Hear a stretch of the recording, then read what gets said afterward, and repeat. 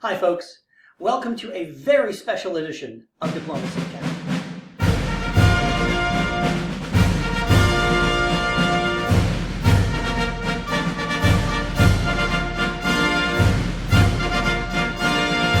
On Memorial Day weekend, David Hood ran virtual DixieCon, an event that had 80 players from all over the world participating in 20 games of diplomacy in one day. There were 11 boards in the morning and 9 in the evening. The game that follows comes from the evening round.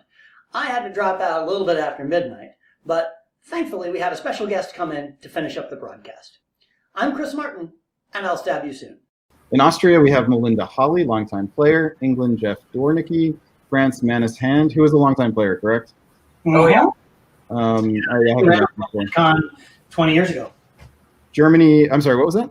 He ran a World DipCon in Colorado famously 10 or 15, it was a long time ago. Like 15, oh, maybe even. 2003, maybe? World DipCon in Denver that had the declining supply center count. Yeah. That was 17 years ago. Yeah. Great. Yeah, not right. Yeah, we'll tell it. Yeah. Oh, we'll get back to declining supply centers later. Yeah, I've never heard of that. Oh, it's entertaining. I got to play it at WAC this past year. All right. Former world champ Michael Binder in Germany. Adam Silverman in Italy, who was a top board player at Worlds before. Luke Vander Ploeg in Russia. And Dave the Sombrero Maletsky in Turkey, replacing a player who NMR'd in spring of 01. So that obviously had a real life situation come up and had to drop out. Yeah, We did come back from it. They're okay. Props to Dave for stepping in for that. Manus Hand and Adam Silverman also stepped in last second for a couple of players who disappeared before the game even started. So many thank yous to everyone who was planning on maybe sitting out and hanging out with their families tonight, but you're glad you're here. All right, let's talk the board. Chris, you're up on this one. Apart from the NMRs in Turkey, what stands out to you here? So we see the very, very popular Turkish holds. No, it's Italy opening to Tyrolia. Wait, but let's be clear. This is only one move different from the orders in the previous game. That's right. Essentially, they've only lost one tempo here. Yeah. And given that Russia can just support them into Bulgaria from the Black Sea, I mean, there's like no loss at all. Oh, that's funny. Yeah. English Channel and Yorkshire. So the I don't trust you, but I still want to be able to convoy my army to Norway. Mm-hmm. The I trust all my neighbors opening from France. Man, I used to be able to make that opening as France work, but I can't anymore. Maximum flexibility. You can cover Brest from here. You can decide how you want to take Iberia. And you can even slow play it. You can self-balance in Brest and take Portugal with the army and build fleet Brest. And you've got lots of options here. So it's a solid French opening when you get away with it. Yep. But if there were a German army in Burgundy here, it's disaster. Yeah. Yeah, it's the Italian army in Piedmont and the Russian, the Germans in Burgundy that really put the kibosh on this opening. You can still cover all your stuff, but you're at very high risk of not building if all three of them come for you, and you haven't covered one of Burgundy, the English Channel, or Piedmont. Mm-hmm. And it seems to me that in the draw-based scoring, it's going to be harder to come back. There's just the threat of imbalancing your opposing rival alliance. It's just not as potent. So, but in any case, we don't. That's not the situation here. So, somebody notes that the substitutions made this board a much more difficult. Manus Hand, Adam Silverman, and Dave Maletsky. That's right. It looked so nice when it started, and then. All right, fall of 1901. We have Picardy hustling back to Brest. England gets into Belgium with a fleet. Yep. And France is set up in Spain with a fleet, actually. Yeah. It's nice in some ways and potentially troubling in others. Now, Germany guesses right here.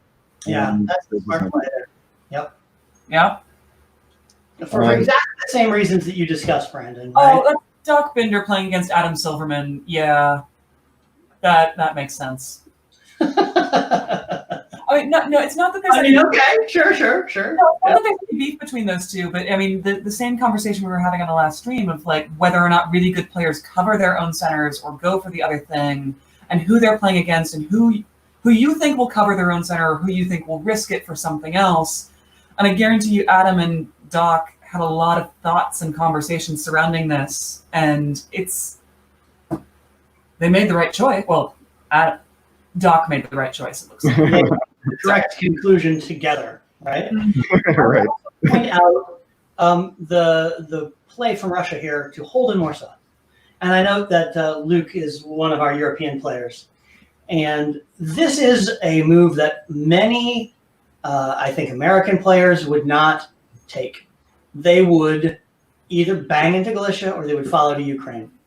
They would go ahead and take the tempo gain, leave it open for a build, give them that extra step forward. Whereas here, now, he can decide what he wants to do. He can decide how he wants to play that. And Warsaw can kind of act as a backstop. It's not my favorite way of playing Russia, but you cannot complain that it's not an effective one here. Well, I think that remains to be seen. I think combined with Black moving to Bulgaria, I'm not so sure about that. I mean, it's hard to see Turkey wanting to work with Russia at this point, and clearly Turkey's moves indicate that he expected something like this. Yep. Yeah, I think that's the case. Yeah, I'd want to be in Ukraine here. If it were me, I would want. Obviously it depends on the negotiations with the individuals, but this looks like AR would be preferable for Russia, and then I think I'd want to be in Ukraine at this point. What about you, Siobhan? What's your thoughts on this? No, I absolutely think I want to be in Ukraine. I almost always think Warsaw hold and follow 01 is the wrong answer. I see a lot of players do it because they're paralyzed with all of these decisions about, well, where should I put it? I don't want to go against Germany this soon. Maybe I shouldn't go to Galicia. I told Austria I wouldn't, et cetera, et cetera, et cetera. But there's no reason not to be in Ukraine at this point, and it's not like you need the unit in Warsaw to protect against literally anything. Yeah, I mean, it would leave open the option for going after Germany, but Chris, I don't think you would recommend doing that at this point. Too soon for that, I would argue. Especially, I mean, he's getting the two builds. He does have an army in Norway and England with two builds. Mm-hmm. So, I mean, what it does, I think, on the plus side is that if Austria decides that they're on board, then you've got the flexibility to roll it up to Livonia if you want to go north with it, right? To follow up. That said, you are more likely to get Austria on board if he knows he cannot just force Romania by being in Ukraine. Yeah. So, like I say, not my favorite settlements. And that will be 1 second. Yeah. Okay. Let's it'll be interesting to see what happens in the West here. England looks like they're in early good position, but obviously that can change. Let's look at some builds here. We've got 2 fleets from England, neither in Liverpool. Army from Paris or from France. Yeah. Interesting. Very interesting. So this looks boy, it's hard to interpret those English orders. Yeah. I mean, I hate to say this because I think I say it on every stream, but that double fleet build from England, yeah. I mean, well, the thing is, right, he can put both of them to use right away, and if he's worried about both Russia and Germany, what's an army going to do for him? He's not going to land it anywhere. So Sure. And I don't know, maybe England and France, and I've come up against these kinds of alliances before, it's like, no, you build all the armies, I'll build all the fleets. And those are very frustrating alliances to be against, because often, like, once they've committed to those builds, and it's like, okay, I'm all fleets, you're all armies, and you can't do much else to me, you can't break them apart. Yeah. Chris, what do you think of the 2 fleet build? That's what we're talking about here in England. Yeah. As England, it's early transport. You want to occupy the spots and get a build before you're going to convoy over. You're already in Belgium, and you've got to decide who you partner with up here. And what you're saying is, I'm content to go north and take coastal centers. France wants to hear that. Yep. And with France's army builds, you're pretty secure about that, I would argue. Yeah. This is not quite as egregious as the game we streamed where France had 3 builds and built 3 armies, but it does signal pretty strongly that it's going to be an EF. Yeah. Yeah, I'd expect to see North going to Skag or Helgoland bite here. Yep. Or straight to Denmark with support from Russia. Oh. You know, I mean, would that nice. would be. Yeah. Although maybe North supports Norway to hold while Eddie goes to the Norwegian. It's suboptimal. I think I would take the retreat to Finland if Russia kicked me out. Yeah. And then if you're in Skagerrak, I mean, if you go to Skagerrak here, it's unlikely that Germany would, and so you're forcing Russia to choose between covering Skag and hitting Norway here. Yeah. Just real quick, Graham Woodring, in case you missed Spring of 01, Dave Maletsky took over for a Turkish player who NMR'd in Spring. So him not getting a build is not entirely his own fault. Yeah, and Graham also makes a nice point about an EF like this might eventually need fleets in the Mediterranean to cover against a growing Italy, and clearly this is a worry about that later kind of setup. In Spring of 02, Siobhan. Okay, there's a lot of tiny little arrows there in the lowlands. Yeah, okay, Holland goes to Belgium, gets in, Belgium retreats to the English Channel, fine. Blah, blah, blah. Okay, Russia takes Norway. Russia loses Romania. Someone finally gets Bulgaria, that's nice. And what? Italy's convoying back to the boot and going to Tyrrhenian Sea. Okay. As France goes all in. France went all in. Well, and Austria tries to dot him, Melinda tries to walk in on him. Yeah, as much as France could do, he went all in on the Italian. Yeah. So. With the non-fleet build in Marseille. Yeah. And that is fascinating. Okay, shall we move on to fall here? Yeah, well, note that Russia got into Norway, and we talked a little bit about that. Took the retreat to Finland, but wasn't counting on Germany to move to the North Sea, maybe. Yeah, Russia gets Norway. Serbia takes Romania from Russia.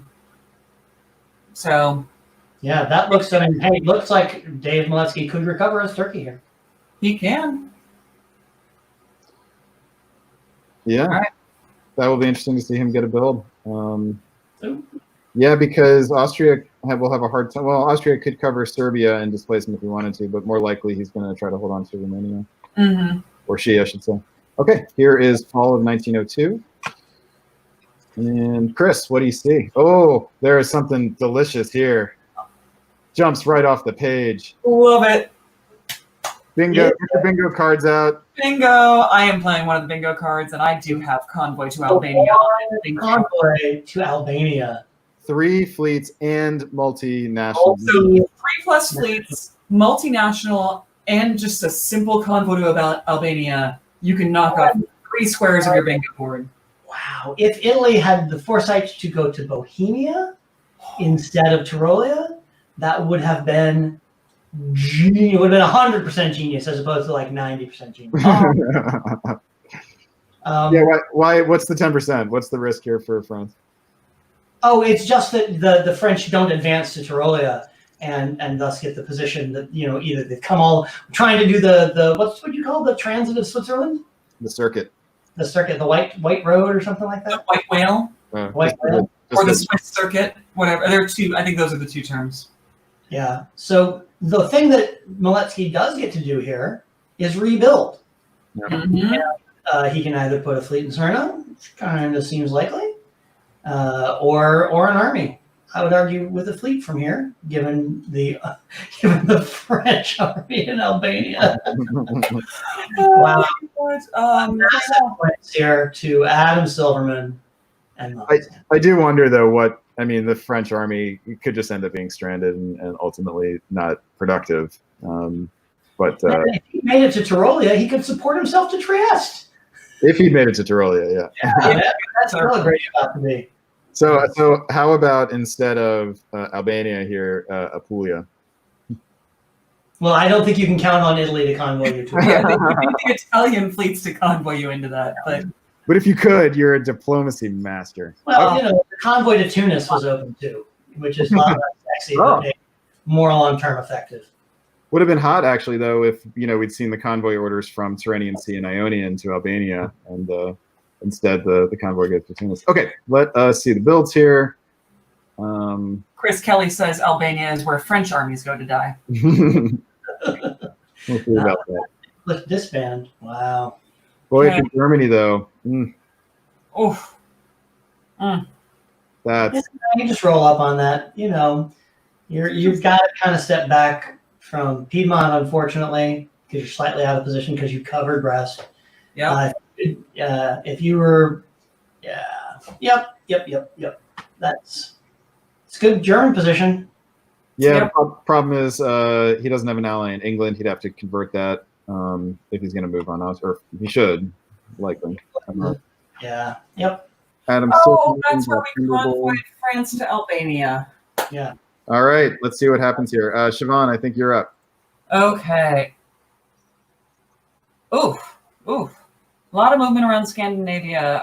Sweden takes Norway. Norway retreats to Barents, but Finland takes Sweden. Okay. That's cute. Dave Maletsky does a whole lot of nothing. Oh, he put down an army here. We expected a fleet build here, didn't we? No, he didn't. He had choices, and he decided the army was the right answer. And look, Russia goes away. Yep. Yeah, that's fair. Okay. France gets into Greece. France gets into Greece. And Tunis. I think Manus is having a lot of fun with what's going on in the East. He's probably a little frustrated by Doc Binder rolling in on him, but why wouldn't you? All right. Doc is just, let's be clear, no fun. Doesn't know how to have fun while playing diplomacy. All he does is try and win. It's getting really old. Sometimes you got to do things like convoy an army to Albania as France. And Doc's like, oh, that's weakness. I will now attack you. If France is positioned to survive this, though, if he can hold on to these two builds and protect his home centers, which he should be able to, he chose to retreat to Gascony, right? Which is what a lot of top players do in this situation. Yeah. Okay, let us see. Down a little bit. He's going to have a tough time keeping your centers open for a build. Yeah, because he'll need to have two of them open, right? Yep. In theory, yeah. Okay, Chris Martin, tell us what happens. He decides he's not keeping Tunis and loses Marseille because he guesses wrong. Oh, man. This was the worst of all options. Why do you not cover that with Piedmont? He keeps thinking he's going to advance to Tyrolia. That's been that move since it got to Tyrolia. I think that's 3 turns in a row. Mm-hmm. I should have gone back to Marseille last in the spring, and if not in the fall. So, this is what Doc does. What Doc does. Doc when you have a dot, I'll take it. Just marching towards that win. So that's even. So that's a France not building, picking up Greece, losing Marseille. Looks to me like Greece was Austrian. And isn't any longer, and that Bulgaria. Bulgaria is not Russian. And is now Russian. Yeah, So Greece is, as it should be, French. Russian will have a rebuild here. Russia gets retreats. Norway can't retreat to Finland. It was a move. This was a move. Field move. Oh, there you go. Okay, so misordered move. So he will have a rebuild. He's even. He picked up Bulgaria but lost Sweden. I have to. So I'm sorry, John Jameson. I've got a little note here for myself to remain calm so that you do not get your bingo. That's what I've got. Because we have not actually had a Chris Martin rant today, as much as John Jameson in the comments several times this morning was like, a Chris Martin rant. And I'm like, We've come close. All right, builds here. Not too surprising. Doc Bender is choosing the E in the West, and Russia gets to put down an army, which is actually, I think if you're Germany, you'd rather see that fleet up here bugging England instead of this army down here. But let's see down here. Yeah, you guys like Germany here, or does England rival? I mean, Germany's got so many good things that they can do here. Their only concern is if Russia kind of just rolls up on them, but Russia's got English problems. Austria can't participate. Austria's getting ganged up on. Yeah, Germany all day. Germany. Shields Yeah, I agree. I agree, Germany. Okay. This is and eventually end up taking Greece, but only to lose Marseille for France. Right. Oh, right. This is the Doc Bender. Let's push it here. We've got spring of 1904. Chris, what do you see? Yeah, you do it just like you do it. You come back to Marseille, you let him retreat to Spain. He's going to take Portugal. England, smelling blood in the water, says, oh, fine, I'll come in and get a piece of this. Doc just rolls in and goes to Prussia, so he's got time for that. England forces St. Petersburg. No shock there. And does it in the right way. Let's does it the correct way. Yep. Sweden to Finland, and he would get it in the fall, even if he didn't get it in the spring. Yeah. That's right. So Russia gets popped. This is Dave Maletsky getting into Bulgaria in a spring turn, seeming likely to hold it in the fall turn. This should be on the bingo card. Is getting a support from two different other countries. Well, how about Turkey receiving French support into Bulgaria? That's what I'm saying. He got support from two other countries. French, right? Yeah, Serbia and French, yeah. And Italy is so focused on Austria that they're going to Albania and the Adriatic, ignoring the French fleet in the Mediterranean Sea. To be fair, it does need to go back to the Western Med. So, let's just also compliment all three of these players for getting the coast right, which matters on Backstabber. Yeah, each coast, yep, exactly. That is no small feat. All right, if you are if you're France here, oh no, you do need this because of the army in Munich. Yep.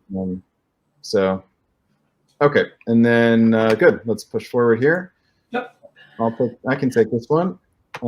We have Italy doing the expected and taking Trieste, although needing Russian help to do it in the cut of Budapest. Yep.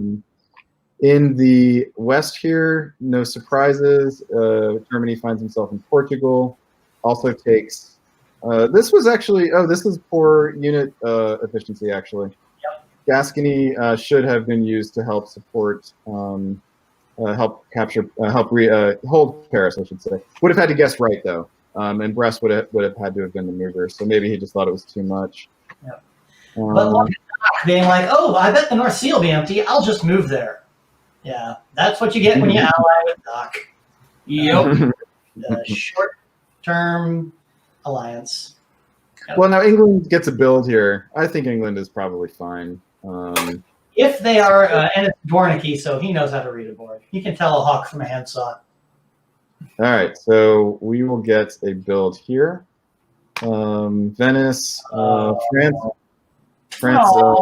gives up on the Grecian experiment. England builds an army, so he has ambitions, and it's nice to see. Cool. All right, Siobhan, spring 1905.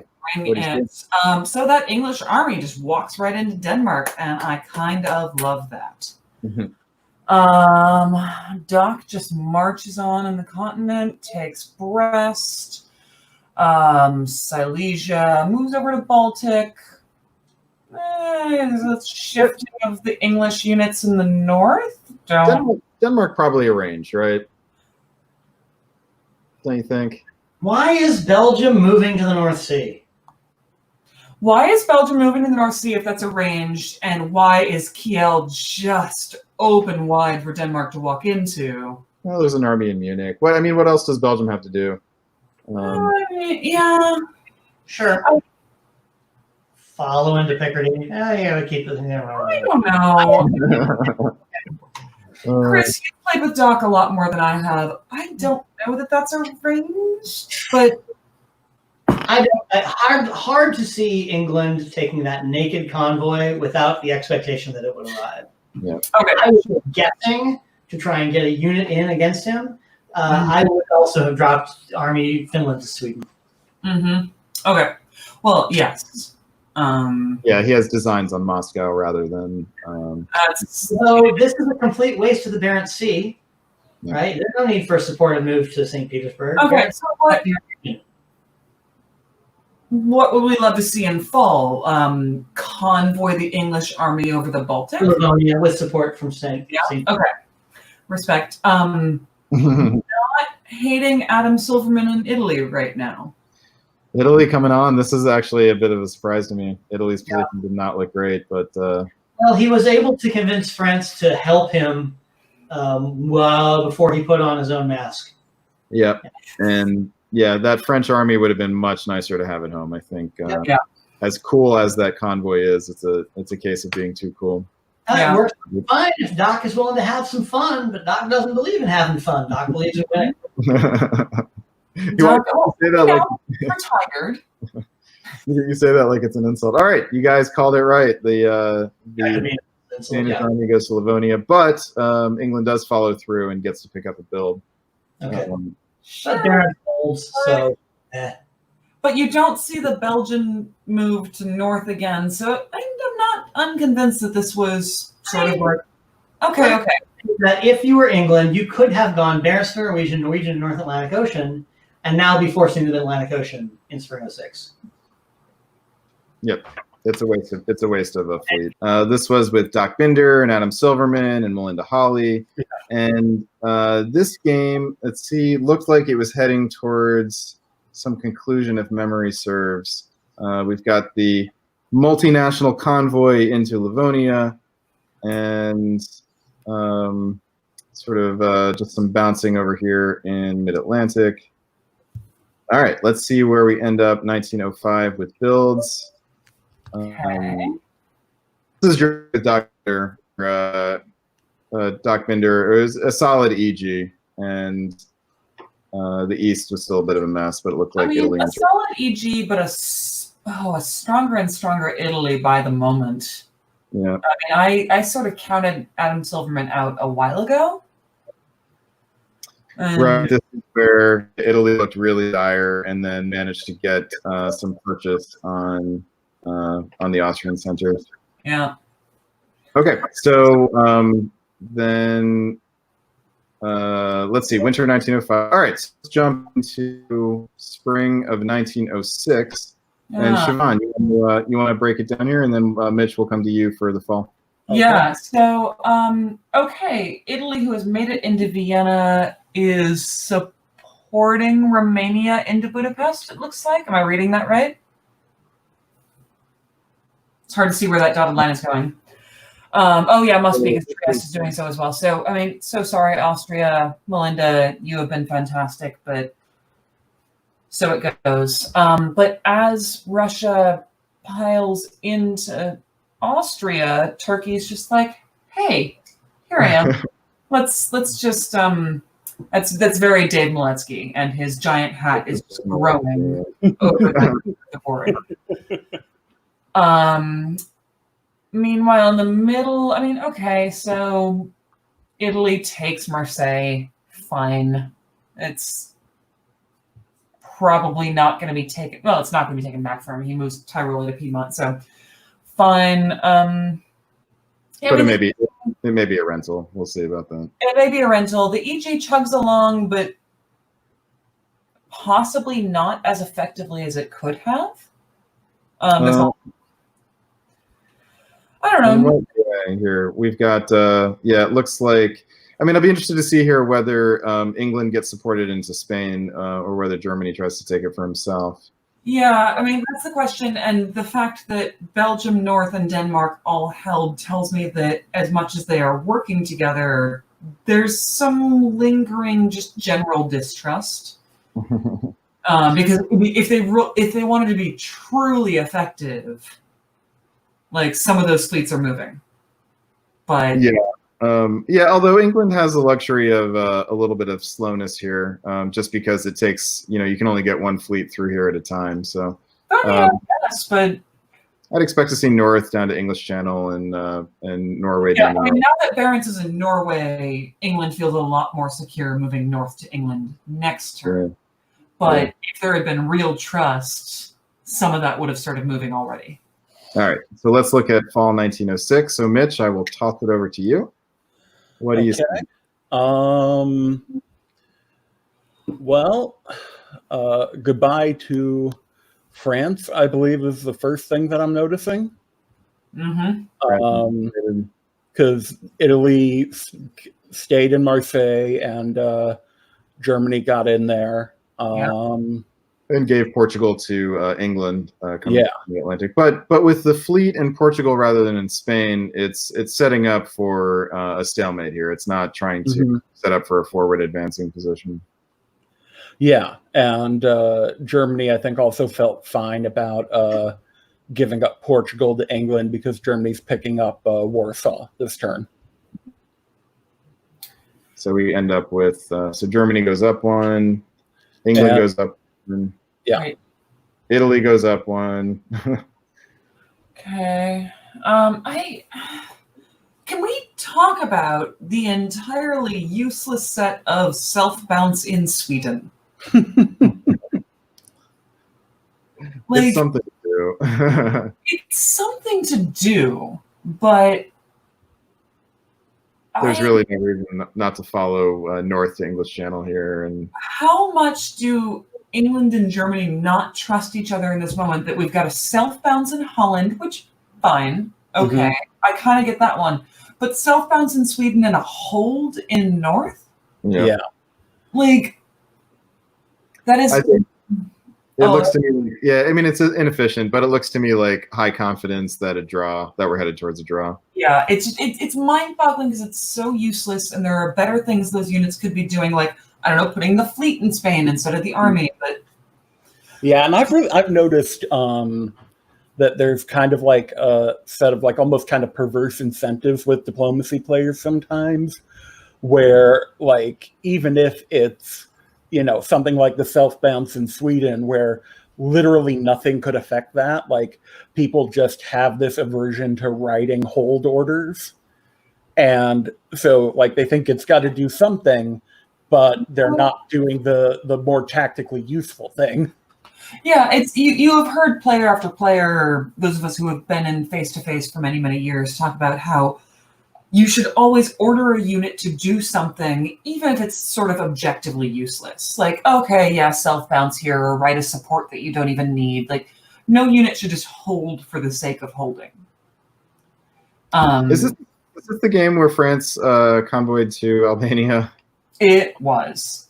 And there is a comment here about this specific season. Manus Hand is saying that, so with 1 minute to go, thinking that it was a spring turn, he went to Picardy instead of Gascony.